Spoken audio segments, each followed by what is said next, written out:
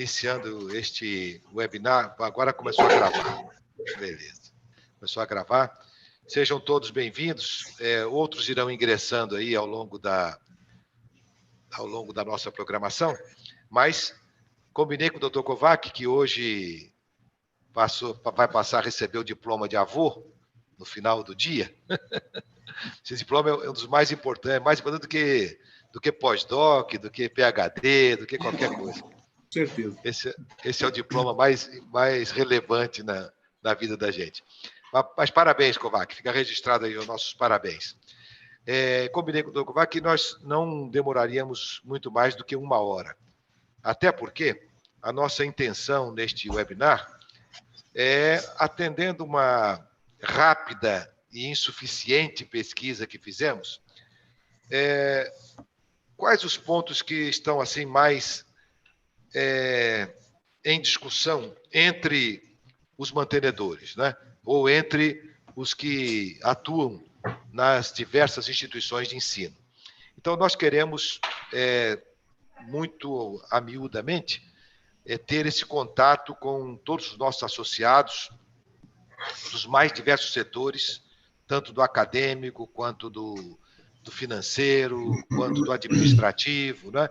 Todos os setores nós queremos, como Semerge, providenciar para que tenhamos aí esse contato permanente e tentando ajudar a todas as nossas associadas.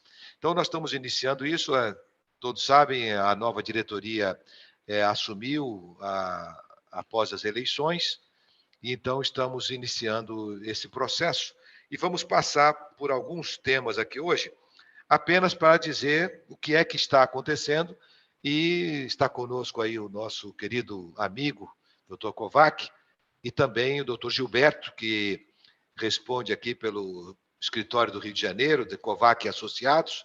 Não sei se a doutora Márcia estará conosco também, a doutora Aline, mas em qualquer momento serão muito bem-vindas se estiverem conosco, né? Eu vou só pedir a Cláudia que coloque aí aquele lembrete. Tem um slide aí? Tem um lembrete aí do slide para que todos acessem aí, coloquem o nome no chat à medida que a programação for seguindo. Mas dá para colocar aí, Cláudia, por gentileza? Ele já estava antes de eu começar a falar, mas só para lembrar a todos aí. Consegue, Cláudia?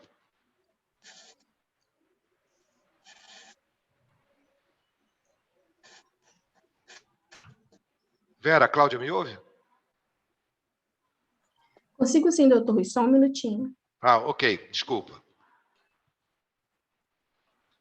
Só para lembrar a todos aí a importância de estarem não só conectados, mas também inserindo aí no chat o nome, o e-mail, e o WhatsApp, o número do WhatsApp, se tiver.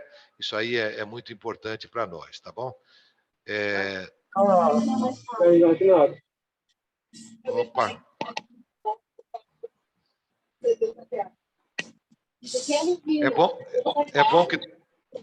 É bom que todos... Aí, obrigado, Cláudio.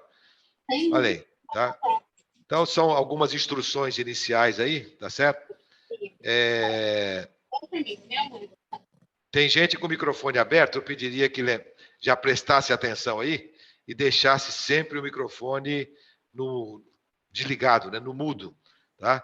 A não ser quando tiver que falar alguma coisa. Qualquer pergunta que queiram fazer, não vai adiantar muito hoje levantar a mãozinha aí, como está indicado, mas podem colocar no chat que Vera Lígia, a Lilian e a Cláudia estarão acompanhando aí e nos municiarão de qualquer coisa. Bom, então, feitas as instruções iniciais, eu quero agradecer muito aí ao Dr. Kovac por mais essa gentileza de estar conosco, bem como o Dr. Gilberto, toda a equipe do Kovac e Associados. Cláudia, vamos então colocar aí o primeiro slide, né, que fala sobre essa intenção nossa hoje de estar conversando com os nossos associados. São todos muito bem-vindos. Lembro que vocês devem falar aí com os seus mantenedores que no dia 20, nós teremos o primeiro encontro da diretoria executiva, a nova diretoria executiva do SEMERGE, com os mantenedores, reitores e dirigentes. Então, essa reunião será especificamente com mantenedores, com dirigentes e com reitores. Então, por favor, se puderem, lembrem aí aos seus mantenedores, aqueles que puderem nos ajudar nisso aí, tá? Será no dia 20, às 10 horas da manhã. E também já quero deixar aqui o doutor Kovac e doutor Gilberto, que, por gentileza, se puderem, estejam presentes também. Será uma apresentação de 1 hora apenas, mas será exatamente com todos os nossos mantenedores associados ao SEMERGE. Bom, como eu disse, nós fizemos uma rápida e incipiente entrevista e elencamos esses pontos que aqui estão, né? Então, nós vamos começar abordando cada um deles, 2 ou 3 itens que o doutor Kovac irá nos dizer sobre esses itens que trazem algumas inquietações às nossas instituições de ensino. Então, assim, nós teremos um panorama do ensino superior. Ainda estamos na pandemia, né, mas já estamos preocupados com a pós-pandemia, porque acreditamos que a pandemia vai passar e nós estaremos juntos aí, desenvolvendo o nosso trabalho em prol da educação superior no estado do Rio de Janeiro. Doutor Kovac, muito boa tarde, muito obrigado mais uma vez. E, bom, as suas palavras iniciais aí, e junto com as palavras iniciais, já pode nos dar uma pequena ideia aí sobre a questão da implantação do diploma digital, o que isso deve estar na agenda daqueles que estão participando conosco deste webinar. Doutor Kovac, boa tarde. Bom, boa tarde a todos. Na verdade, a gente vai fazer hoje aqui um popurrí. Isso, né? Isso aí. E dando algumas informações que não estão escritas, mas em face até da gente participar das reuniões e audiências, e provocando o MEC, né, o ACERES, o INEP, a gente tem alguns retornos que talvez que eu vou colocar aqui também, porque é coisa que está ocorrendo aí no dia a dia, né?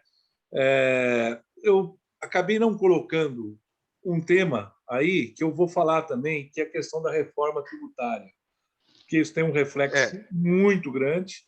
Eu vou falar rapidamente sobre a questão do imposto de renda, que isso tem avançou na Câmara, né? Então, vamos lá. Primeiro, a questão de prazos, né? Nós estamos com alguns prazos aqui que precisam ser bem observados pelas instituições. A questão da implantação do diploma digital já houve prorrogação, mas as escolas mesmo, as instituições receberam, né, um e-mail falando, olha, termina o prazo, dia 21 tem que estar implantado. No final de 21, ou seja, até 31 de dezembro não tem como fugir. Então, é uma preocupação, porque não dá para contar, evidentemente, que outro prazo será prorrogado.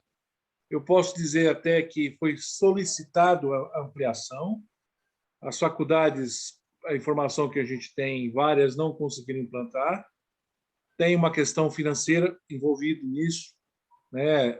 Sistemas variam de preço, mas chega a ser até R$75 mil. Então, esse é um prazo que não dá para contar em relação à sua não ampliação. E em relação à sua ampliação. E tem um problema sério com isso, né? Sem diploma, o aluno não trabalha nas profissões regulamentadas. Então, isso pode implicar numa questão de consumidor depois. Então, essa é uma preocupação. Da mesma forma que o prazo em relação à Lei Geral de Proteção de Dados já não tem mais prazo. Ela está em pleno vigor, né? Já tem autoridade nacional, já tem, enfim, cada um tem que ter o DPO, ou seja, aquele que é responsável por toda a informação, e registrando que já tem ações judiciais a esse respeito, inclusive com instituições de ensino. Então, ou seja, é um tema delicado, mas extremamente necessário que vocês se preocupem com isso, mas muito mais que se preocupar é em implantar. Nós fizemos até um manual gratuito São 100 páginas, né, que é só acessar no site da COVAC Advogados, fazer o download, não custa absolutamente nada. Fizemos isso em parceria com o Senerj, tá? No sentido de prestar um serviço relevante nesse momento que todos nós temos dificuldade. Outro ponto importante foi a reforma. Eu não diria reforma tributária, que houve, na realidade... Kovac, só um minutinho. Para facilitar os nossos participantes aqui, então, sobre a implantação do diploma digital.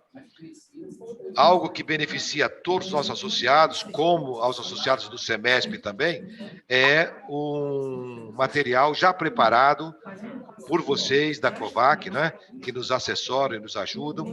Então, eu queria ver depois um dia que nós marcássemos para que pudéssemos ter 1 hora de explanação para todos aqueles que tivessem interesse na implantação do diploma digital nas suas instituições. Podemos programar isso, Kovac?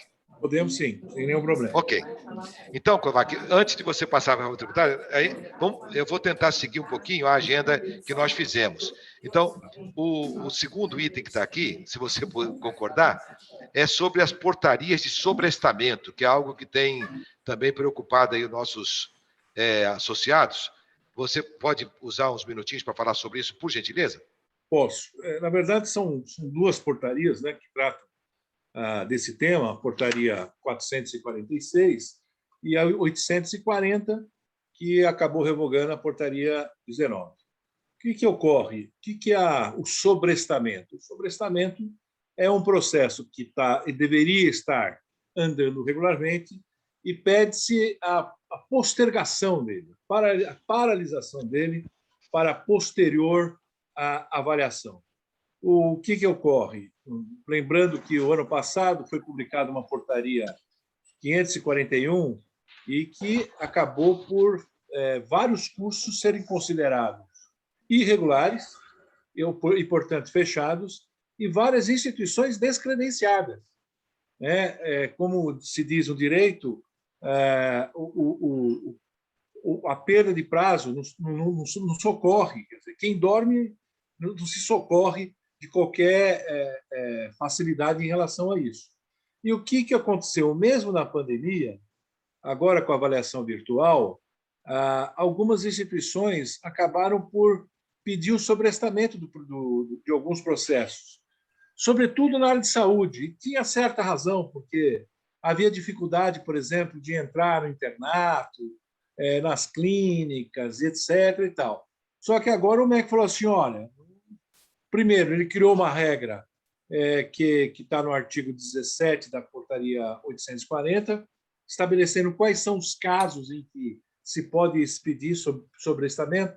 Exemplo, férias, recesso escolar, greve, uma questão sanitária, né?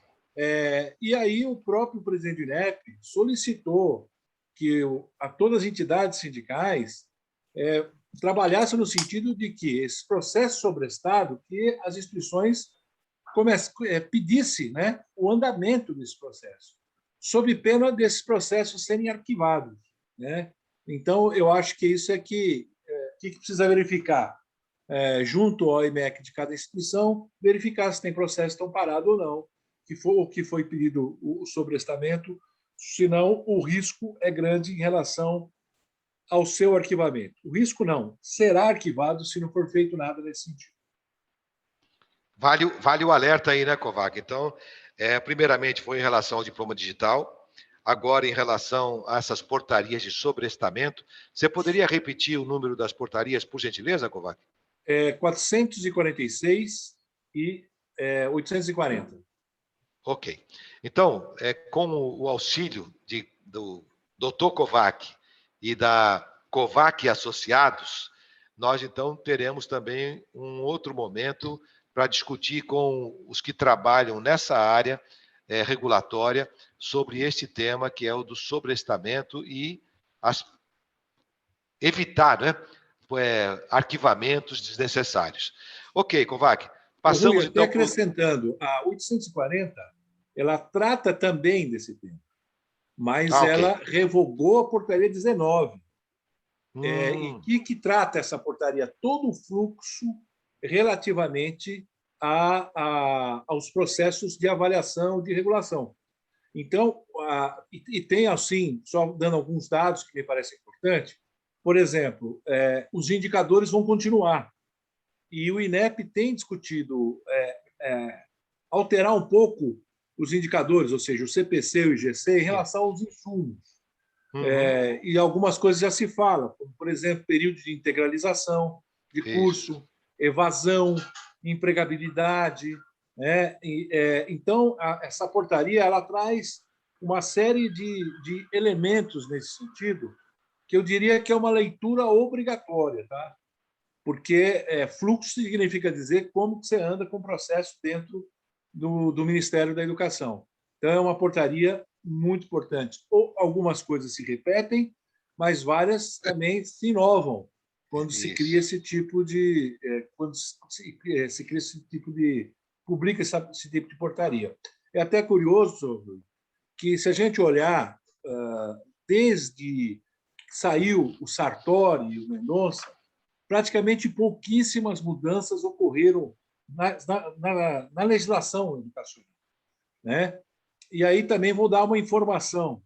Na última reunião que nós tivemos, dia 3 de setembro, o INEP e a SERES presente, a professora Beth também estava lá representando o SEMERG também, e tanto ela como eu falamos assim, olha, há uma necessidade de se rediscutir toda essa normatização, até porque o mundo mudou, né? Principalmente com a pandemia e tal. E aí eles disseram assim, não, nós já estamos fazendo isso. Nós falamos assim, não, mas com quem?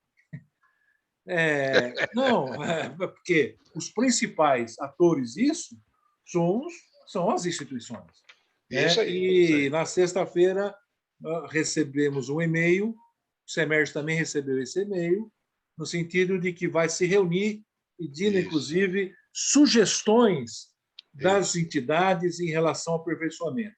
Então, uma lição de casa que eu daria, professor, quem está assistindo, mande para o SEMERG, olha, do ponto de vista regulatório, não vamos falar de lei, porque lei, para mudar alguma coisa hoje, está difícil. Mas infralegal, as portarias, decretos e tal, o que poderia ser aperfeiçoado, certo? Porque isso é um elemento interessante, vocês estão no dia a dia, né? E com isso, obviamente, enquanto entidade, vai ser avaliado para transformar numa proposta junto às SERES e junto ao próprio INEP. Perfeito. Nós só temos até o dia 17. Eles mandaram o comunicado hoje e deram prazo até o dia 17.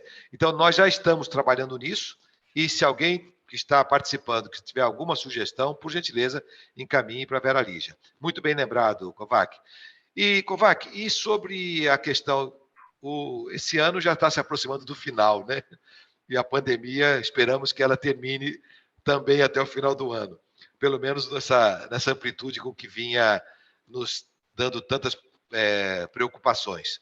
E quanto às anuidades, a fixação das anuidades, preocupações para o ano que vem, Kovac? Olha, eu diria que agora, com a pandemia, o tema fixação de anuidade ele se tornou extremamente importante. Isso aí. Por que razão? Existem várias ações civis públicas, existem projetos de lei que, graças a Deus, um deles agora foi declarado inconstitucional, né, com todo o trabalho que foi feito pelo SEMERG, no Rio de Janeiro, certo? Mas toda a discussão que tem nas planilhas hoje, seja no PROCON, seja nas ações individuais, seja em ação civil pública, é a demonstração do preço. E o que acontece? O decreto 3274, que disciplinou a lei de mensalidade, ela estabelece a obrigatoriedade da instituição fazer a sua planilha de custo. Até uma coisa curiosa, mas quem tem curso na área de saúde sabe disso. Na pandemia aconteceu o inverso, agregou-se custo, não reduziu-se nada. Pelo contrário, teve que dividir turmas que não tinham divisões, né? Fora tudo que foi necessário, né? Para que se adequasse a pandemia propriamente dito, né? Então, a questão da anuidade, gente, é algo que tem que ser feito mesmo. A gente costuma receber sempre a mesma pergunta: quanto você acha que deve ser o reajuste da mensalidade? Isso é impossível, não existe isso, né? Cada instituição tem o seu custo, suas necessidades, e tem que ser planilhado. Veja, o problema que nós estamos tendo com a questão hídrica aí, né? E energia. O quanto está crescendo aí o custo nesse item, né? E quem tem gastronomia, então, está usando gás, está perdido. Então, quer dizer, tem uma série de coisas. E até interessante, mesmo as reformas que as escolas têm que se adequar, os preços estão lá em cima, né? O aço, essa semana, aumentou 20%. Eu sei disso que eu estou fazendo uma brinquedoteca lá para o neto que está nascendo, e já vi que o negócio não está fácil na construção civil, né? Então, é extremamente importante. Com relação aos contratos, agora, então, não tem nem deixou de ser uma novidade. As instituições vão ter que se adequar à Lei Geral de Proteção de Dados. Então, a primeira coisa que eu, além de implantar, obviamente, que eu colocaria para vocês, é que nós temos dados denominados públicos e temos os dados denominados sensíveis, né? Os dados públicos não têm nenhum problema de ser divulgado, mas dados sensíveis não se pode divulgar, salvo com consentimento do aluno, ou quando é em função de políticas públicas. Exemplo, quando eu descrevo lá sobre gênero, renda familiar e tudo mais, esse tipo de coisa eu posso informar ao quem? Ao MEC, ao INEP, porque tem políticas públicas envolvidas nisso. ProUni, FIES, Censo. Agora, eu não posso usar esses dados para fazer o quê? Venda ou vender, como se fez muito no passado, né? Vendia o arquivo, né? Com todos os dados dos alunos. Então, esse é um primeiro dado que tem que ser pensado aí e adaptado nos contratos. O segundo ponto é que o consentimento não pode ser geral. Eu não posso colocar no contrato assim, ó, o contratante, né, autoriza a utilização dos dados no contrato de adesão. Isso não existe. O consentimento é pessoal. Então, ou seja, além do contrato firmado, tem que ter um termo, né, dizendo que o que eu autorizo ou o que eu não autorizo. Olha, tem uma ideia. Ontem eu fui fazer um PCR. Por garantia, não estava sentindo nada disso, mas porque o neto vai nascer, eu queria ir para o hospital. Né? Cheguei lá, era um formulário, eu já tinha feito PCR, não tinha nada disso ano passado. Agora é um formulário enorme, inclusive se autoriza ou não utilizar aqueles dados. Né? Agora, os dados relativos ao governo, por exemplo, saber se eu já tive ou não, saber se eu tiver que ficar em quarentena, que local que eu vou ficar, isso eu posso dar para quem? Posso dar para o governo, porque é de interesse público, propriamente dito. Né? O restante dos outros dados, eu não posso divulgar. Então, esse é um cuidado, e a multa é pequena, viu? É de 2% do faturamento a 50 milhões, por item não respeitado. Ou seja, é para quebrar uma instituição de ensino se, de repente, ela não cumprir. Né? Sem dúvida nenhuma.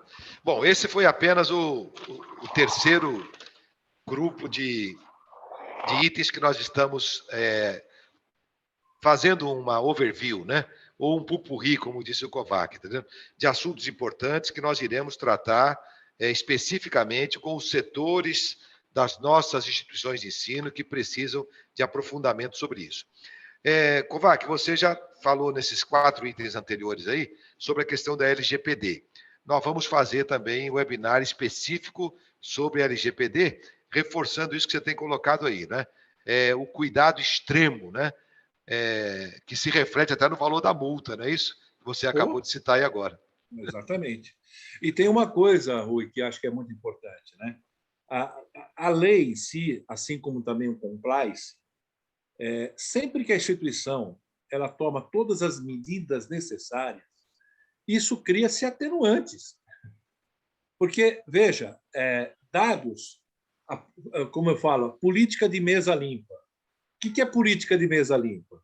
Eu estou vendo papéis aí na mesa do Rui. Pode ser que nesses papéis aqui tenham informações de uma pessoa, que é um dado, né? Ou seja, por que é política de mesa limpa? Porque você não pode deixar mais esses dados na mesa. E, ao mesmo tempo, obviamente, a gente tem que capacitar os funcionários para saber o que é, o que não é, e assim por diante e tal. Mas, gente, quando você cuida de gente, sempre pode ter, entre aspas, um espírito de porco, que pode dar alguma informação, etc., mas à medida que você tenha implantado, capacitado, e essa capacitação ela é feita, e o funcionário tem que dizer assim, fui capacitado, escrito, em tal dia, tal, sei o que é a lei, sei dos seus reflexos, sei das minhas responsabilidades. Ou seja, é um ritual, né? É um ritual Perfeito. necessário e fundamental nesse sentido. Perfeito. Eu quero só aproveitar aqui e ressaltar aqui a presença do nosso vice-presidente executivo, né? O professor José Ivo, e saudá-lo aí também. Obrigado, José Ivo, aí pela colaboração, pela ajuda aí da nossa diretoria do SEMERGE, né? Os demais vice-presidentes também. Me tira uma dúvida, Kovac. Esse material que o Kovac, a Kovac, né? A instituição dos advogados associados preparou, é sobre o diploma digital ou é sobre a LGPD? Não, é sobre a Lei Geral de Proteção de Dados. Ok, então tá bom. A Vera, inclusive, já tinha me alertado aqui para isso. E esse material gratuito, então, nós vamos disponibilizar também para os nossos associados. Confere? Perfeito. Isso aí. Vamos passar agora para um item que está na pauta aí de grande parte das instituições, que é, Kovac, a avaliação virtual. Ela já é real, não é mais virtual, né? É até uma coisa interessante, né? Eu achei que foi muito inteligente no MEC ter colocado que é uma avaliação virtual em loco. Por que eu estou dizendo isso, né? Se a gente olhar tanto a lei dos sinais como os decretos, ela fala em avaliação em loco. Isso. Então, ou seja, foi um subterfúgio, foi uma criatividade jurídica necessária para que viabilizasse a avaliação sem depender de alterar a lei dos sinais e tal, que era muito mais difícil. Aliás, o último que quis alterar a lei dos sinais, nós tivemos uma reunião à noite, no dia seguinte ele tinha sido demitido, que foi o presidente do INEP. Né? Foi mesmo. E aí o que ocorre? Quando isso diga-se de passagem, uma luta muito grande das instituições privadas, e principalmente para atender quem? Atender as faculdades. Por quê? As universidades e centros universitários, elas criam os seus cursos independentemente do Ministério da Educação, né? Salvo naqueles denominados cursos regulados e tudo mais. E o que começou a acontecer com a pandemia? Com a pandemia, deu-se a possibilidade do virtual, mas tinha muito processo em andamento lá para credenciamento do IAD. Né? Então, foi feito um trabalho muito grande nesse sentido, e o INEP, por fim, acabou aprovando a possibilidade da avaliação virtual, e excetuando os cursos da área de saúde, que ela é presencial. Tudo isso para dizer o seguinte: o INEP inicialmente disse que faria 5.000 avaliações e terminaria tudo isso em outubro. Né? Mas as instituições de ensino superior têm defendido, inclusive nessa reunião de 3 de setembro, que isso, na realidade, seja um critério a ser utilizado pela IES. Ou seja, a IES decide se ela prefere virtual. Porque alguns cursos realmente têm um pouco de prejuízo na avaliação virtual. Mas outros não faz nenhum sentido não ser. Então, a expectativa que se tem é que isso veio para inovar. Da mesma forma que se crê e se luta hoje os tipos, e o Conselho Nacional de Educação está discutindo sobre isso, né? Da necessidade de se alterar essa história de modalidade. Isso é terrível. Modalidade presencial, modalidade à distância, virtual, etc. É terrível porque todos os cursos valem a mesma coisa. Passa pelos sinais, passa. Então, a avaliação virtual, eu acho que é algo que vai acontecer. E é importante também que vocês acessem no INEP, o INEP deixou isso disponibilizado, as grandes virtudes da avaliação virtual. Tá? Isso. Isso é legal para você saber como é que você se comporta diante de uma avaliação virtual. Lá é o denominado as boas práticas da avaliação virtual. Exatamente. E que é tudo novo. Então, a testagem foi interessante. Aliás, duas coisas, Rui, que eu achei interessante. Porque antes deles fazerem também, eles fizeram piloto. Entende? Isso eu acho extraordinário. O INEP fez muitas vezes isso, porque o piloto ajusta, né? Ele cria as condições necessárias para ser positivo. Os cursos da área de saúde, o presidente do INEP falou que foi uma pressão. Ele falou que foi um pedido, mas eu acho que foi pressão mesmo, para não ser de forma virtual. E acho que na saúde vai ser mais difícil realmente que seja virtual, né? Com certeza. Bom, a avaliação virtual é uma realidade, já são centenas e centenas de cursos, né? Eu acho que até já passaram de 1.000, né? Os que já foram avaliados aí. Quase 5.000 já. Quase 5.000. A meta deles, acho que já chegou em 3.000, até outubro diz que encerra. Bom, então isso aí é realidade, mas nós estamos aí providenciando para que vocês possam também se atualizar em relação a isso, todos os que estão participando conosco, né? Aqueles, Kovac, que já chegaram um pouquinho depois que nós começamos, primeiro um lembrete, toda reunião, todo webinar que nós marcamos, ele sempre começa na hora, exatamente na hora. Então, nós já falamos aqui sobre o diploma digital, falamos sobre as portarias de sobrestamento, falamos sobre a fixação de anuidades e os contratos de prestação de serviço educacional para o ano que vem. Falamos também sobre a adequação necessária e obrigatória à LGPD e falamos agora há pouco sobre a avaliação virtual. Todos esses itens serão objetos de seminários de aprofundamento com aqueles que quiserem, porque o CEMERD está aqui para ajudar as nossas instituições de ensino, né? Saudando aí meu querido vice-presidente também, o Marco Flávio, nosso baluarte aí nas convenções coletivas de trabalho, e João Roberto Alves também, que sempre participa conosco, né? Mas eu queria falar um pouquinho agora, Kovac, sobre é possível oferecer depois de dezembro, até dezembro a gente está amparado, né? Os cursos 100% à distância? Bom, vamos primeiro entender bem as terminologias, que é importante, né? 100% à distância, ele está previsto na portaria 11, que disciplinou, regulamentou o decreto 9.057, certo? Que não tem nada a ver com o virtual, diga-se passagem. São coisas absolutamente distintas. No caso do virtual, você tem um prazo até 31 de dezembro, mas que pode ser prorrogado, vai depender muito de como vai estar a situação sanitária do país. Isso. Então, né, o Rio de Janeiro aí já está com uma variante Delta, infelizmente, progredindo, e São Paulo aqui também, já com morte, inclusive. Então, pode ser que isso venha a ocorrer. Com relação ao IAD 100%, eu não tenho dúvida que a portaria ela não precisa de mais nada do ponto de vista de regulamentação. Por quê? A portaria só diz o seguinte, que um curso para ser 100% à distância, ele tem que ser aprovado pelo Ministério da Educação, independentemente da natureza do curso, seja ele regulado ou não regulado, como eu queria, né? Seja ele os cursos de direito, ou seja de medicina ou de pedagogia. Acontece que o INEP, a série estão dando uma outra conotação, uma outra interpretação. Precisa regulamentar ainda. Ter outra normativa, então todos os processos que foram solicitados como 100% à distância, eles estão paralisados.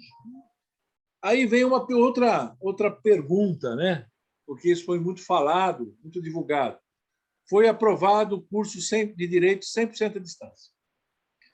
Isso aí deu um trabalho danado, porque toda hora vinha jornalista, "Pô, mas foi aprovado?" Na realidade, não tem autorização de nenhum curso de direito à distância. O que tem é a aprovação do INEP, que são duas instâncias diferentes.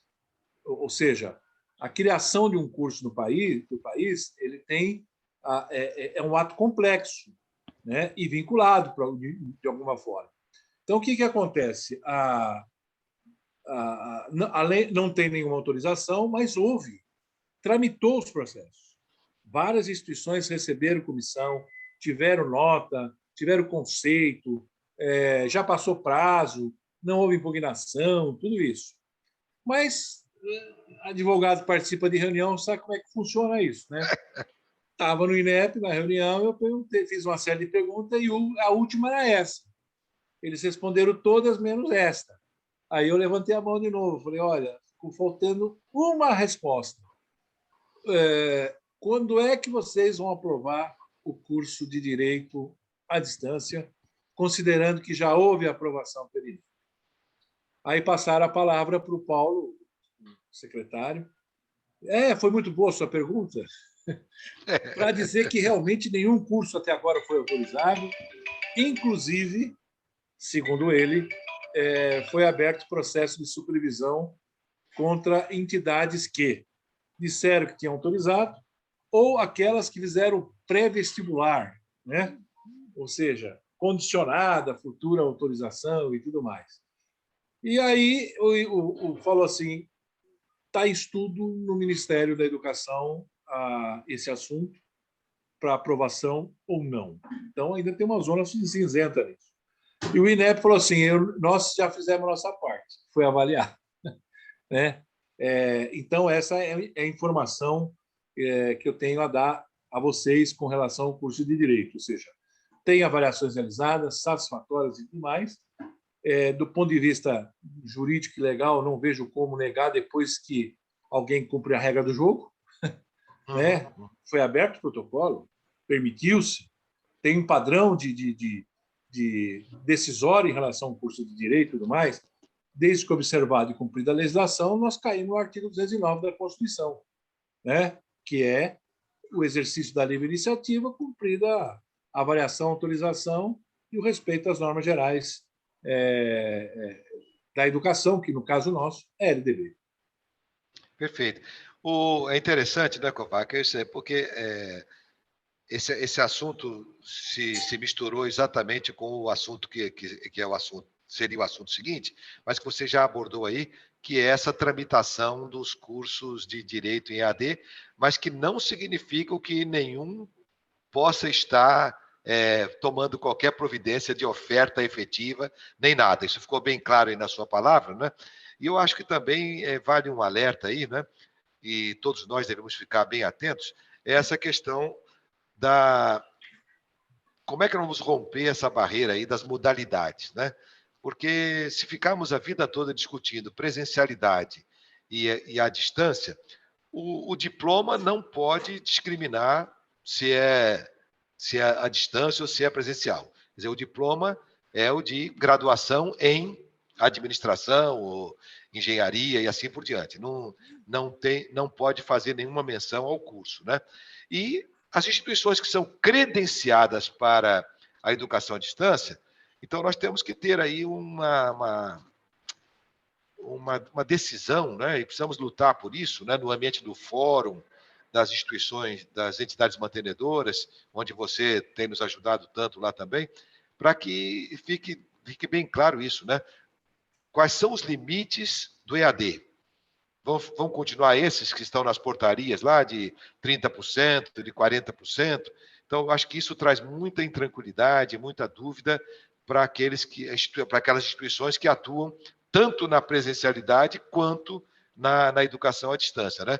Você deve estar acompanhando bem isso aí, né, Kovac? Algumas instituições, né? Estou. E diria até uma coisa que eu falei para a professora Marilena no debate que eu participei.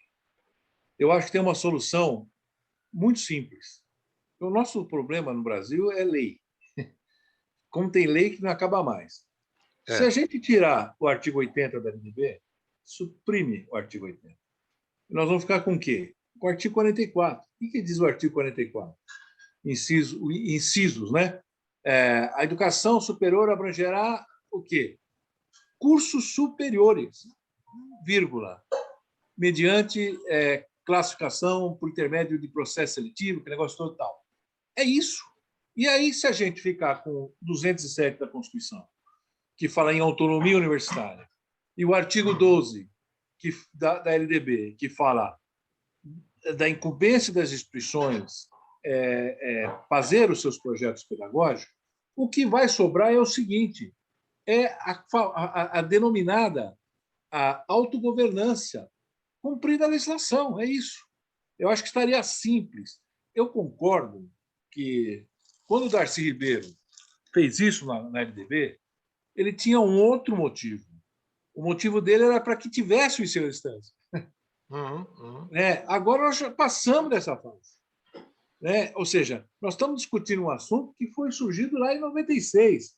Aquilo foi para induzir, porque tinha lá o Instituto Monitor e outro instituto aí, quer dizer, Universal Brasileiro, né? O resto não tinha absolutamente nada. Então, acho que hoje já mudou. E é claro, com toda a razoabilidade necessária, porque a gente sabe que determinados cursos não dá para fazer 100% presencialmente. Óbvio que não dá. Claro. Isso tem até lógica para isso, que está voltado para a aprendizagem.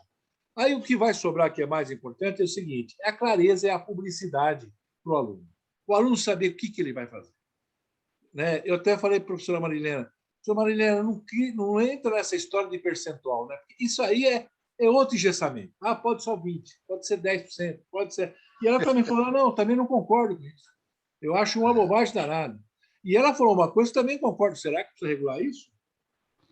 Precisa retirar, como eu disse, desobrigar. Veja, nós chegamos a um ponto de criar uma figura maluca no IAD.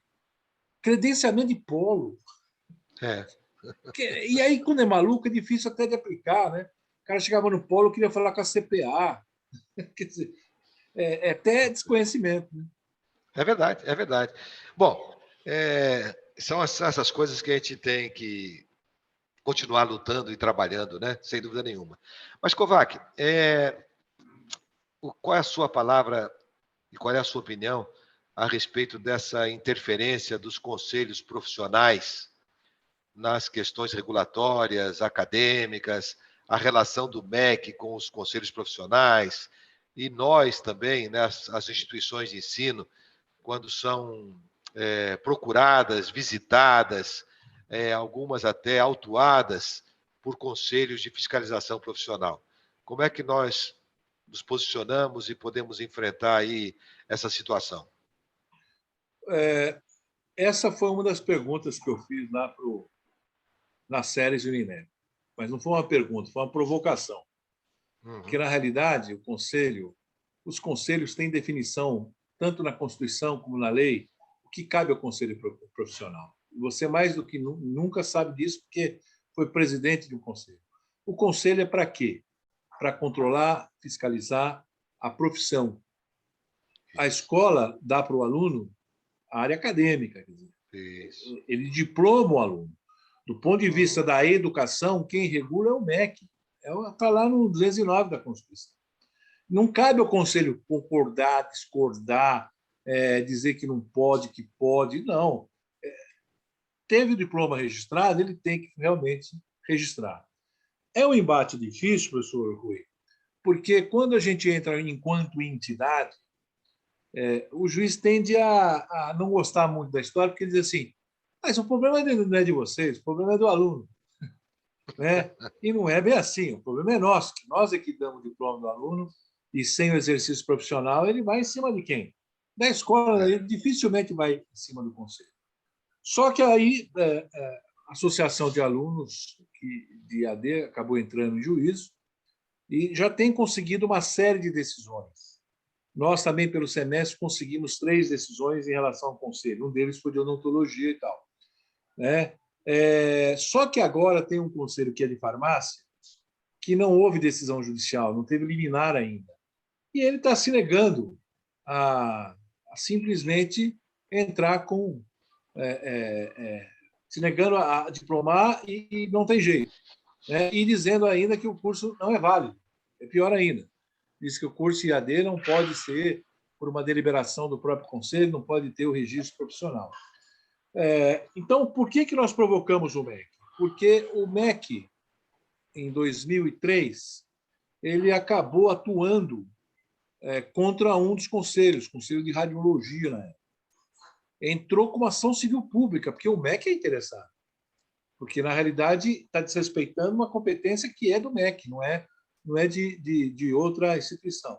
Então, isso aí é uma guerra. Eu estou nessa guerra há bons anos, o Fórum também, notificamos e tal. Mas o que eu observo? O Conselho, o MEC, não quer enfrentar essa briga. Essa é uma realidade. Muda secretário, muda, e a gente vai e fala, muda a consultora jurídica, vai lá e fala. Né? Eles propuseram uma hora fazer vamos fazer um acordo, né? Mas acordo para deixar que o conselho defina se pode ou não fazer o registro. Né? Nós tivemos uma vez uma reunião com o Conselho de Engenharia que eles falaram assim, agora a gente quer um currículo mínimo para engenharia. Eu falei, vixe, Maria, isso é um pecado mortal. Né? Nós saímos da LDB desse currículo mínimo para tirar o engessamento do currículo, e aí vem propor uma coisa dessa. Estava lá, com coisa inventária, igualzinho antes de 96, antes da LDB. Então, isso é um problema realmente sério. Nós temos atuado muitas vezes em nome dos alunos, pela instituição, obviamente, que o aluno não tem recurso, né? E a grande maioria dos casos se reverte, mas é um desgaste danado para a instituição de ensino. Né? Com certeza, com certeza. Eu, como você citou aí, né? Eu tive o privilégio de presidir o Conselho Federal de Administração durante alguns anos. Aliás, foi onde eu conheci o Kovac, né? Não lembro nem que ano foi isso, mas eu tinha cabelo preto, eu acho, se eu não me engano. Né? 1995. Mas o que eu acho que basta cumprir a lei, né? Aos conselhos cabe fiscalizar o exercício profissional. É depois de formado, é depois de registrado. Então, ele, na atuação profissional, ele deve lá ter as obrigações com os seus conselhos. Né? Mas tem trazido muita intranquilidade para o MEC, para séries, né? Para o próprio INEP, né? E para nós, que estamos nas instituições de ensino, essa influência regulatória aí dos conselhos junto ao sistema regulatório. Mas isso aí é um dos temas. E eu vou passar, então, Kovac, para o último tema relacionado aqui na nossa pauta, né, nesse pupurri aqui, não são os principais, mas alguns dos problemas que nós enfrentamos e que nós abordamos aqui nesse nosso webinar, deixando aí a nossa contribuição para que, em alguns momentos, a Vera Lígia vem providenciando aí, junto à nossa Universidade Corporativa Semerge, para que nós tenhamos cursos de 4 horas, 8 horas de duração sobre esses temas, dissecando tudo aquilo que pode ajudar no dia a dia das instituições de ensino superior do Rio de Janeiro. E o último tema relacionado aqui, Kovac, tem a ver com algo que é a realidade, né, do nosso tempo presente na educação, que é o teletrabalho e as relações de trabalho com a educação à distância que hoje é praticada pelas nossas instituições de ensino. Então, seria bom que você, por favor, também desse uma contribuição nesse tema aí, teletrabalho e as relações de trabalho. Bom, nós tivemos uma profunda mudança, né?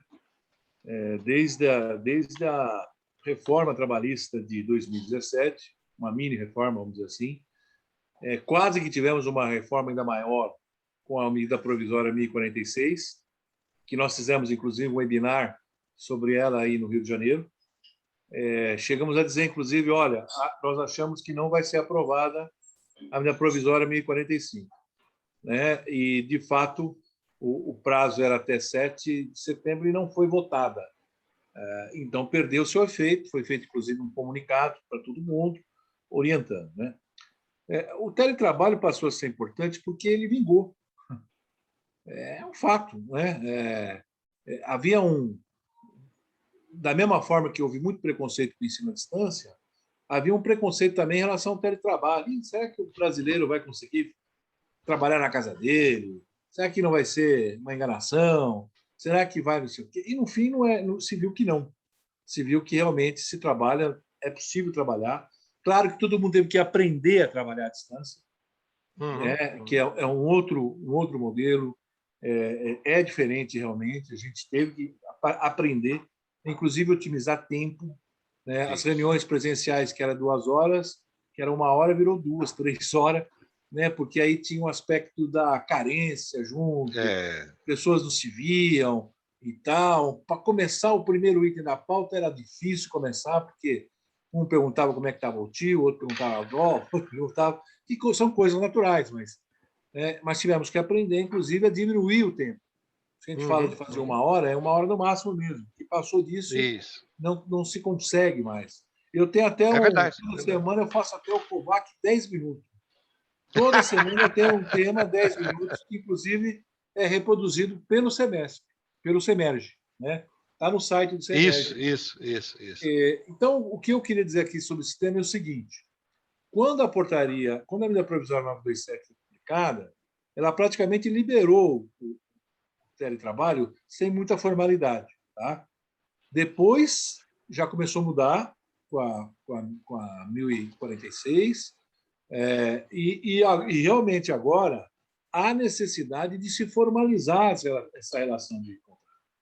Ou seja, como se disciplina em relação a equipamento, link, manutenção, tudo isso tem que estar disciplinado, tem que estar escrito. Né? Até nós abordamos isso no bate-papo que nós tivemos sobre esse assunto, que eu achei que é bastante importante, o denominado regulamento empresarial. Esse regulamento empresarial ele veio com a reforma trabalhista. Então, é interessante ter esse regulamento onde se estabelece os regulamentos de tudo, inclusive do próprio teletrabalho. Então, ou seja, isso veio para ficar. Lembrando que o teletrabalho é quando a atividade preponderante é fora da empresa. Isso. Esse é o dado importante. Então, é um tema que veio para ficar, precisa ser disciplinado, tem coisas relacionadas. Por exemplo, tem uma coisa curiosa, mas o problema do fundo, né?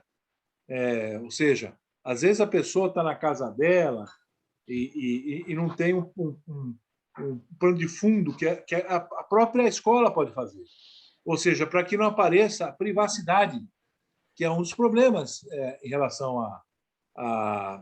ao teletrabalho. Né? Então, acho que esse é um tema também muito importante. Sem dúvida nenhuma. Você vê que coisa interessante, né? Durante 55 minutos, vai completar 1 hora daqui a pouco, e eu quero cumprir o nosso trato, né, Kovac? Porque Kovac hoje vai ter essa bênção maravilhosa de ser avô. Né? Parabéns mais uma vez, Kovac. Durante 55 minutos, nós demos uma rápida visão aqui de 10 itens. Está aqui, ó, são 10 itens que, numa pesquisa muito rápida, nós obtivemos como assuntos que são importantes para as instituições de ensino superior, que preocupam algumas delas, né? E que estão aí no nosso dia a dia. Tanto são assuntos regulatórios, como são assuntos que têm a ver com a parte de gestão administrativa, de relações de trabalho e assim por diante. E é isso que nós do Semerge queremos fazer junto com os nossos associados, né? Então, aqueles que chegaram depois do início, né? Então, fica aí já o convite. Vocês serão notificados de oportunidades que nós teremos de ir mais a fundo em alguns temas e também de termos periodicamente essa conversa com o Dr. Kovac, com o Dr. Gilberto, com a doutora Márcia, com a doutora Aline, que nos ajudam nesse entendimento, né, do que estamos enfrentando aí na questão regulatória e nas outras questões que nós falamos também.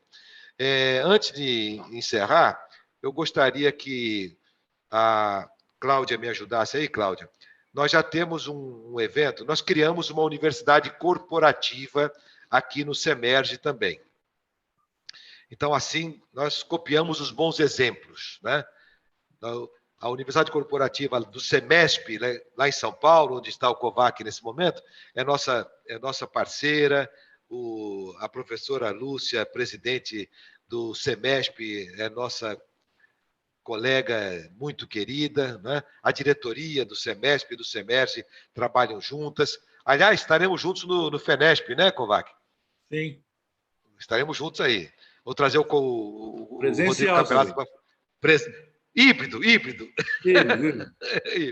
Mas eu estarei presencialmente aí para que nós possamos nos encontrar. Mas a nossa universidade corporativa aqui, na questão acadêmica, ela vai ter um primeiro momento aqui agora no dia 28. Dia 28 agora, às 14 horas, esse será um evento mais longo, né? Nós abordaremos com o professor Alexandre Nicolini novos modelos de organização acadêmica, como racionalizar custos de operação, ganhando qualidade acadêmica na formação.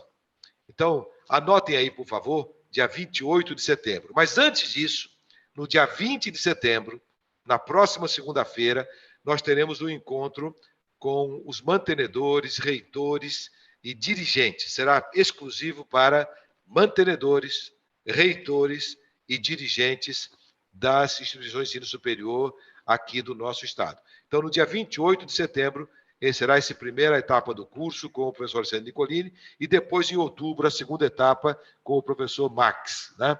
Kovac, eu quero agradecer muito aí esse bate-papo que nós tivemos, né? É sempre enriquecedor, sem dúvida nenhuma, e é um privilégio para o nosso Semerge contar com essa parceria, né? Essa parceria com a Kovac e associados, que está representada aqui também pelo doutor Gilberto. Doutor Gilberto, dá o seu boa tarde aí, porque as instituições do Rio de Janeiro gostam muito de conversar com Vossa Excelência. Tudo bem, doutor Gilberto? Que excelência, doutor Reinaldo. Cumprimento a todos, estamos acompanhando. O doutor Kovac sempre faz uma panorâmica muito interessante, né? Porque vive lá no Planalto e perto, e aqui nós na planície, no litoral, as coisas reverberam, né? Mas meus cumprimentos, muito obrigado, e estamos à disposição de todos. Tá? Muito obrigado, doutor Gilberto. O doutor Gilberto é o representante, né, da Kovac Associados no Rio de Janeiro, né? E pela nossa parceria, os associados que têm dúvidas encaminham para a Vera Lígia, nossa secretária executiva, nossa diretora executiva, e há sempre uma possibilidade de terem alguma orientação, né? Então, isso é muito importante para todos nós. Meu estimado vice-presidente executivo, José Ivo, uma saudação aí para a gente poder encerrar também. Boa tarde a todos. Parabenizando o doutor Kovac pela belíssima apresentação, muito oportuna, objetiva, bem sintetizada. Foi muito boa a apresentação. Parabéns. Muito obrigado, Ivo. E olha, nós vamos continuar aí, né? Os outros vice-presidentes, Marco Flávio está aqui presente também, os representantes aqui, o João Roberto e outros, mas eu quero agradecer a todos e muito breve nos encontraremos novamente. Doutor Kovac, curta o dia de hoje e dê notícia depois aí desse nascimento tão esperado aí no final do dia, né? Tá bom. Ô, Rui, deixa eu até... fizeram uma pergunta aqui, eu não vou deixar de responder, sobre a reforma tributária. Tá? Ah, sim, é o que eu... Tá, pode falar. A reforma tributária é um tema bastante confuso, porque até hoje não teve uma reforma tributária. O que houve tem um projeto aprovado na Câmara em que altera a alíquota de imposto de renda da pessoa jurídica sendo reduzida e para os sócios, né, para distribuir os seus dividendos e lucros, aí nasce, então, uma alíquota de 15% para isso. O que isso interfere na educação superior? Interfere no equilíbrio em relação à oferta do ProUni. Porque o que acontece? A legislação, pouco importa reduzir para o ProUni, porque ela já é isenta em função das bolsas oferecidas. Então, cria um desequilíbrio nesse sentido. A nossa tese é voltar a ser o que era antes do ProUni. O ProUni, quando nasceu em 2005, o artigo 8º não tinha o parágrafo 2º e o parágrafo 3º na lei. O que diz esse parágrafo 2º e 3º? Que, na realidade, passou a ser a isenção fiscal proporcional à oferta de bolsas. Desculpa, ao preenchimento de bolsas. Né?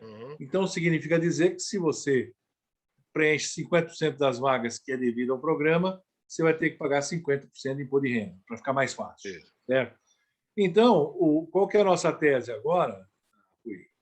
Estou preparando um material, terminando, para voltar a ser o que era, então. Então, na realidade, porque quem oferta as vagas é a instituição, mas quem encaminha as vagas é o governo. Entende?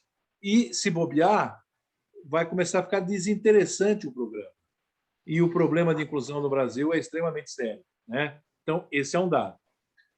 Sobre os demais reformas, aqui junta fins para criar um novo tributo, essa é horrível, porque ela acaba a isenção das associações, além de acabar com a isenção, ele acaba com o ProUni, porque deixa de ter o benefício, no caso do PIS e da COFINS.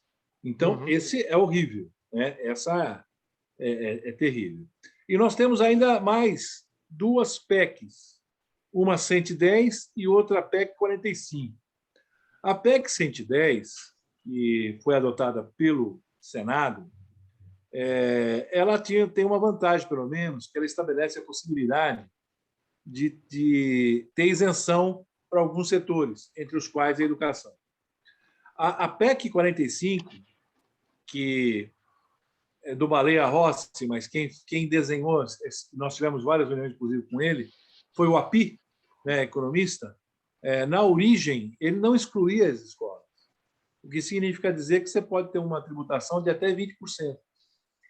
Então, esse é um tema extremamente delicado pelo seguinte: se algumas, dependendo do que for aprovado, vai interferir aonde? Na planilha de custo. Esse vai ser. Se não for aprovado esse ano, ok, é aprovado ano que vem, o princípio da anterioridade, vai valer só para 2022. Acho apenas um achismo. Ou aprova esse ano, ou não aprova mais. O ano que vem é só eleição. Acho difícil, né? Mas é uma coisa que a gente precisa, nesse aspecto fora, estou fazendo enorme trabalho, junto aos deputados, agora foi para o Senado.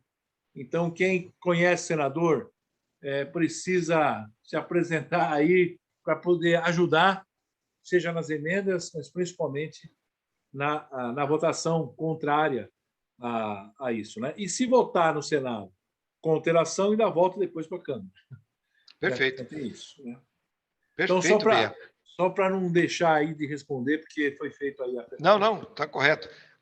Inclusive, eu só não forcei muito nesse assunto, porque você está convidado, né, Kovac, e o doutor Gilberto também. Na próxima segunda-feira, às 10 horas da manhã, nós teremos uma reunião da diretoria executiva, somente com reitores, mantenedores e dirigentes. E a pauta única dessa reunião será a reforma tributária. Então, a sua presença é muito importante. E o Emerson Casale, que é o nosso consultor que acompanha lá pelo fórum toda a tramitação, ele vai estar conosco e vai usar da palavra durante alguns minutos para expor exatamente como é que está essa reforma tributária e as implicações que tem para todos nós. Né? Mas, olha, muito obrigado a todos, muito obrigado, Kovac, muito obrigado, Gilberto. E, Vera Lígia, alguma coisa a acrescentar? Senão, vamos encerrar a reunião com a nossa gratidão a todos que participaram. Alguma coisa, Vera Lígia? Não, só agradecer a presença de todos e contar com vocês aí para os próximos eventos. Beleza. Ok, gente, uma boa tarde a todos. Felicidades. Um grande abraço. Obrigado mesmo. Tchau, tchau.